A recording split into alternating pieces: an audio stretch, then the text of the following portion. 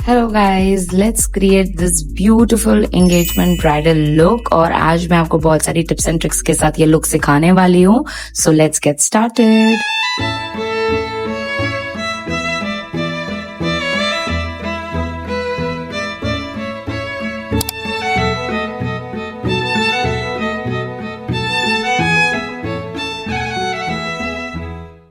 तो सबसे पहले यहाँ पर मैं आई मेकअप के साथ स्टार्ट कर रही हूँ, क्योंकि हमारी जो ब्राइड है इनका आज डिमांड था कि इन्हें बहुत ही स्मोकी सा ग्लिटरी सा आई लुक चाहिए। तो लगे हाथ आपको मैं एक स्मोकी ग्लिटरी आई लुक का ट्यूटोरियल भी बता दूंगी। साथ ही में एक एक्ने प्रोन स्किन पर कैसे काम करते हैं वो भी हम आज देखेंगे। हमारी ये ब्राइड ने लिटरली हमें रिव्यू दिया था कि वो फुल नाइट डांस किया, उन्होंने फुल नाइट बहुत सारी एक्टिविटीज की, उनका संगीत था, एंगेजमेंट थी और उन्हें बहुत बहुत अच्छा लगा था ये लुक और बिल्कुल भी मूव नहीं हुआ था। तो मैं आज आपको ये बताने वाली हूँ कि कैसे स्टेप बाय स्टेप हम एक लॉन्ग लास्टिंग मेकअप कर सकते हैं। तो सबसे पहले यहाँ पे मैंने आई बेस कर दिया है, उसे एक लूज पाउडर से लॉक कर दिया है। उसके बाद यहाँ पे मैंने शुरू किया है ट्रांजिशन शेड लगाना, जो आपके स्किन टोन के बहुत नजदीक होता है वो आपको लगाना है ट्रांजिशन शेड। और एक मैंने कूल टोन ब्राउन और ग्रे का मिक्स कलर लिया है। और जो आई पैलेट मैं यहाँ पर यूज कर रही थी वो था हमारा जेम्स चार्ल्स का आई शैडो पैलेट, जो बहुत ही अमेजिंग पैलेट है। डिसकंटिन्यूड है लेकिन मेरे पास अभी भी है, मैं यूज करती हूँ and it's a very good palette. अगर आप जेम्स चार्ल्स का फर्स्ट ड्यूक चाहते हैं, पर मैं आपको एक ऐसा ब्रांड बताऊंगी जिन्होंने सेम कलर्स जेम्स चार्ल्स जैसे कलर्स का एक पैलेट बनाया है, वो है फॉरएवर 52। यहाँ पर उसी कूल टोन ब्राउन का मैंने एक आई बेस क्रिएट किया है, अच्छे से पूरे आईलिड्स पर वो कलर लगा दिया है। और अब लैश लाइन के ऊपर मैं उसे अच्छे से स्मोक आउट इफेक्ट देने के लिए काजल लगा रही हूँ। तो आप कभी भी एक स्मोक आउट इफेक्ट दे तो ध्यान रखें डायरेक्ट आई शैडो से ना दें, आपको पहले काजल लगाना है, उसे स्मच करना है, उसके बाद अच्छे से उसे ब्लेंड करना है। आप इस आई मेकअप को स्टेप बाय स्टेप अपने बुक्स में नोट डाउन कीजिए ताकि आप इसे इजीली क्रिएट कर सकें। और जरूरी नहीं है जो कलर्स मैंने यहाँ लिए वही कलर्स आपको लेने हैं। मैंने ये कलर्स उनके आउटफिट के हिसाब से लिए हैं, आप आपके आउटफिट के हिसाब से कलर्स चूज कर सकते हो। अगर आप ये लुक रिक्रिएट कर रहे हो तो मुझे इंस्टाग्राम पे टैग करना बिल्कुल ना भूलें, मैं जरूर आपकी स्टोरी देखूंगी भी और रीपोस्ट भी करूंगी। तो अगर आप ये लुक रिक्रिएट कर रहे हैं हमारा यूट्यूब ट्यूटोरियल देख के, तो आप हमें जरूर टैग करें, हमें बहुत खुशी होगी।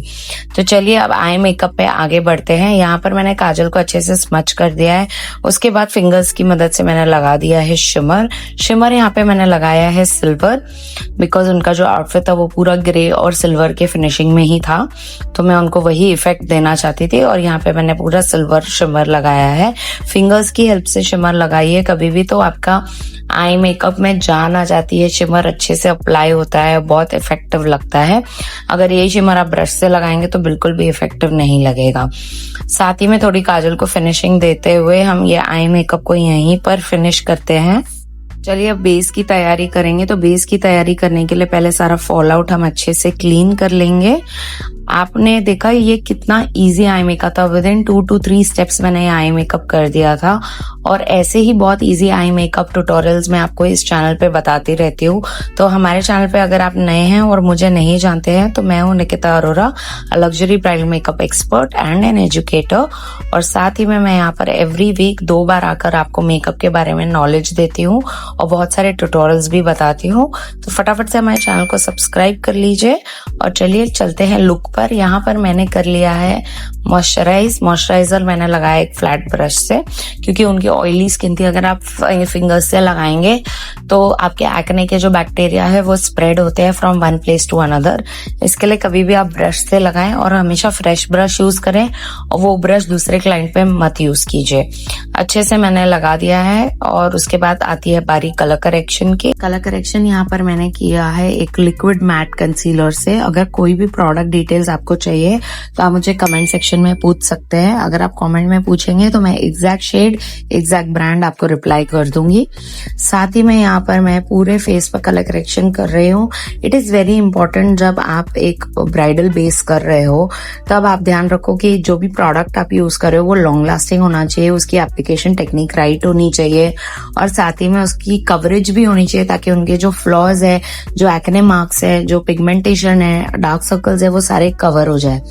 मैंने देखा है बहुत ब्राइड्स ड्यूई और ग्लोई ग्लॉसी फिनिश के मेकअप लुक के रेफरेंसेस दिखाती है मेकअप आर्टिस्ट को, लेकिन वो स्किन जज नहीं कर पाती है कि जो फोटो में दिखा रही हूँ उसकी स्किन कितनी स्मूथ है और मेरी स्किन में क्या कमी है।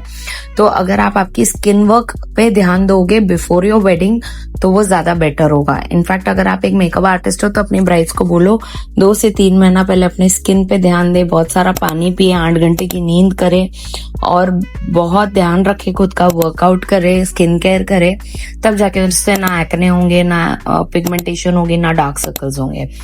कलर करेक्शन के बाद मैंने यहाँ पर लगा दिया है फाउंडेशन। फाउंडेशन को अच्छे से पूरे फेस पर मैंने लगाया है with the help of a kabuki brush. और बहुत इंपॉर्टेंट है ये अच्छा ब्रश यूज करना, अच्छे से फाउंडेशन को अप्लाई करना।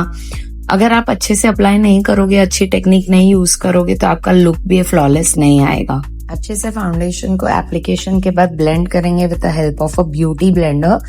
तो 2 बार क्यों करना है, एक बार हम ब्रश से अप्लाई करते हैं, एक बार ब्लेंडर से। तो ब्रश से आपका एप्लीकेशन होता है लेकिन ब्लेंडर से आपका ब्लेंडिंग होता है, यानी आपने पहले ब्रश से अच्छे से अप्लाई कर लिया, फिर ब्लेंडर से अच्छे से उसे ब्लेंड कर लिया, और अगर कुछ भी एक्स्ट्रा प्रोडक्ट आ गया फेस पे तो वो ब्लेंडर भी पिकअप कर लेता है और ब्रश की जो स्ट्रोक्स है वो ब्लेंडर अच्छे से इनविजिबल कर देता है। सो इट इज वेरी इंपॉर्टेंट कि आप उसे अच्छे से ब्लेंड करें और अपने बेस को स्ट्रॉन्ग करें। तो यहाँ पर सारी ब्लेंडिंग हो चुकी है और अब बारी आती है हाइलाइटिंग कंसीलर की। हाइलाइटिंग कंसीलर हम under eye area, centre of the face और बिलो चीक बोन करते हैं ताकि हमारे जो फेस में नेचुरल लाइट है वो वापस आ जाए। इट इज वेरी इंपॉर्टेंट कि आपका जो फेस है वो अच्छे से डायमेंशन दिखे, फ्लैट ना लगे, तो इसके लिए हाइलाइटिंग की जाती है। और जो हाइलाइटिंग का जो शेड होना चाहिए वो आपके नेचुरल स्किन टोन से 1 या 2 शेड ब्राइट होना चाहिए। So this is how you apply a highlighter. और यहाँ पर मैंने यूज किया है liquid concealer as a highlighting shade. अगर आप शेड जानना चाहते हैं कौन सा यूज किया तो आप कमेंट में पूछ सकते हैं, मैं आपको वहां पर बता दूंगी। अच्छी तरीके से पूरे बेस को मैंने ब्लेंड कर दिया है और इस बात का जरूर ध्यान रखिए जब भी आप ब्लेंड कर रहे हैं तो ओवर ब्लेंडिंग ना हो जाए ताकि नीचे का फाउंडेशन दिखे या फाउंडेशन के नीचे का कलर करेक्टर दिखे। इट इज वेरी इंपॉर्टेंट कि आप जब भी ब्लेंड करें एक लिमिट तक ब्लेंड करें, जहां आपको रुकना चाहिए वहां रुक जाए।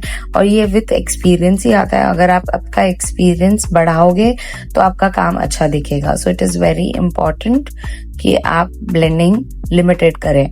यहाँ पर मैंने लगा दिया है क्रीम ब्लश और उसके लिए मैंने ये यूज किया है यहाँ पर एक बहुत ही अच्छा ब्रांड, और मैं उसे स्टिपलिंग ब्रश से लगा रही हूँ और फिर ब्लेंडर से ब्लेंड कर रही हूँ। सो इट इज वेरी इंपॉर्टेंट कि आप पाउडर ब्लश के नीचे क्रीम ब्लश लगाएं, क्योंकि अगर आप क्रीम ब्लश नहीं लगाते हैं तो आपका पाउडर ब्लश जल्दी वैनिश हो जाएगा और टिकेगा नहीं। लेकिन अगर आप क्रीम ब्लश लगाते हैं उसके ऊपर आप पाउडर ब्लश लगाएंगे तो वो जरूर टिकेगा। So it is very important कि आपको पहले क्रीम ब्लश लगाना है फिर पाउडर ब्लश लगाना है। अगर आप एक सेल्फ टॉट मेकअप आर्टिस्ट बनना चाहते हैं तो YouTube आपके लिए बहुत अच्छी जगह है, लेकिन अगर आप एक प्रोफेशनल मेकअप आर्टिस्ट बनना चाहते हैं और अगर आपको लगता है कि नहीं मुझे हर स्किल को परफेक्ट करना है तो आपको एक ऑफलाइन कोर्स ज्वाइन करना बहुत जरूरी है। आप जहां पर भी रह रहे हो वहां पर नजदीक में जाके एक ऑफलाइन कोर्स जरूर ज्वाइन कर लीजिए।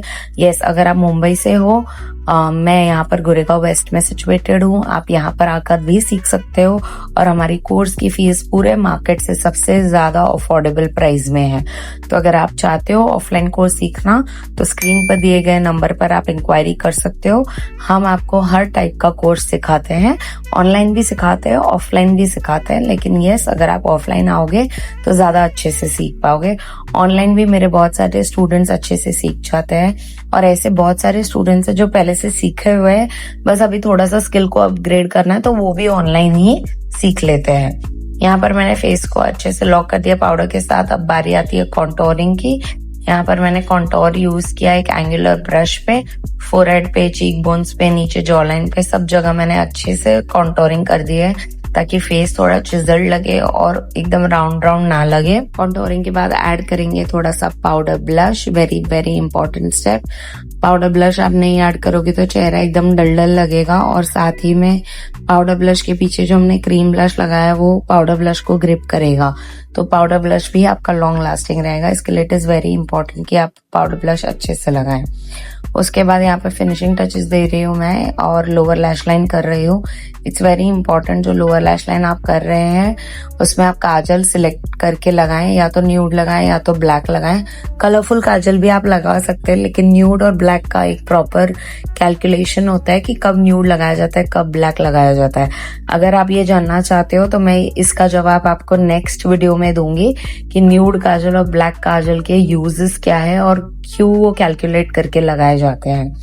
तो इसका आंसर देखने के लिए आपको हमारे नेक्स्ट वीडियो का ट्यूटोरियल का वेट करना होगा, जिसमें मैं आपको काजल के बारे में सारी डिटेल्स बताऊंगी। अब इस लुक को फिनिश करते हुए मैं यहाँ पर अप्लाई कर रही हूँ mascara.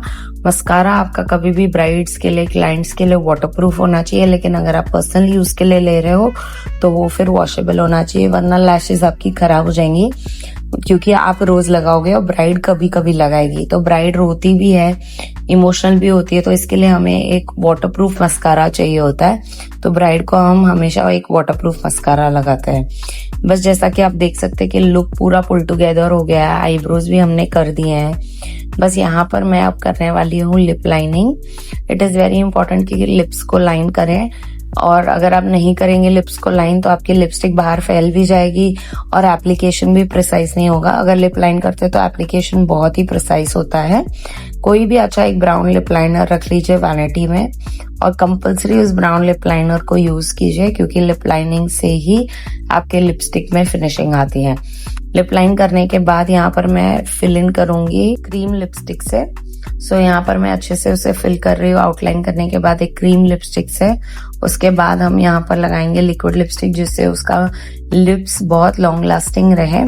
So it is very important कि आप लिपस्टिक को अच्छे से लेयर करें और फिनिश करें।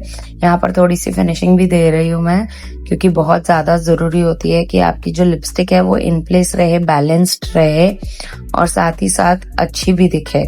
यहाँ पर लिक्विड लिपस्टिक मैंने लगा ली है। और अगर आपको कोई प्रोडक्ट्स को लेके कंफ्यूजन है, समझ नहीं आता कि कैसे कौन से प्रोडक्ट्स चूज करें, तो मेरे चैनल पर मैंने बहुत सारी वीडियोस बनाई हैं जहां मैं प्राइमर्स के बारे में बता रही हूँ, कंसीलर्स के बारे में बता रही हूँ, फाउंडेशन के बारे में बता रही हूँ।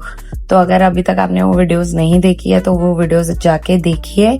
उसमें हर प्रोडक्ट के बारे में आपको कंप्लीट डिटेल गाइड मिली है कि आपको खरीदना चाहिए या नहीं खरीदना चाहिए और उसके फायदे और नुकसान क्या होंगे। तो अच्छे से पूरे फेस को हमने यहाँ पर कंप्लीट कर दिया है और लगा दिया है highlighter. It is very important कि आप हाइलाइटर को भी अच्छे से प्लेस करें और अच्छे से लगाएं। एक फैन ब्रश की मदद से मैंने यहाँ पर हाइलाइटर लगाया है और ये हमारा लुक होता है खत्म। आई होप आप लोगों ने एक ये full coverage acne prone skin का मेकअप अच्छे से सीखा है, और ऐसे बहुत सारे ट्यूटोरियल्स लेके मैं आपके लिए आती रहूंगी every week. So yes, I will see you until next time.